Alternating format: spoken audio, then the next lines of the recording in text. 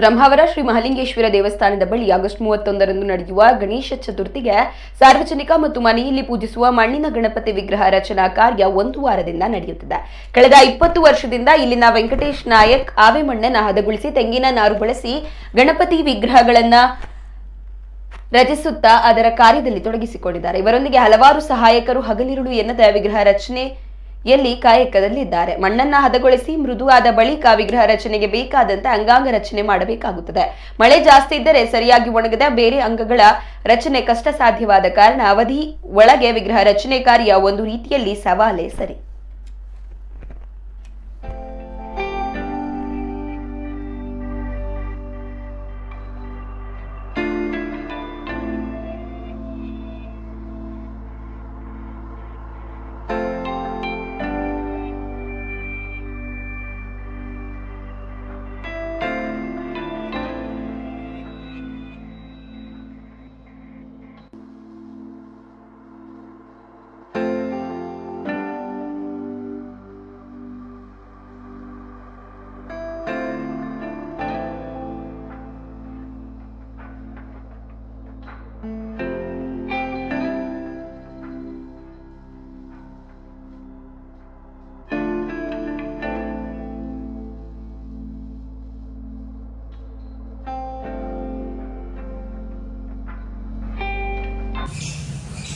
ಪ್ರತಿ ವರ್ಷ ಬ್ರಹ್ಮಾವರದ ಮಹಾಲಿಂಗೇಶ್ವರ ದೇವಸ್ಥಾನದ ಬಳಿಯಲ್ಲಿ ನಾನು ಸಾರ್ವಜನಿಕ ಗಣಪತಿ ಮಾಡ್ತಾಯಿದ್ದೆ.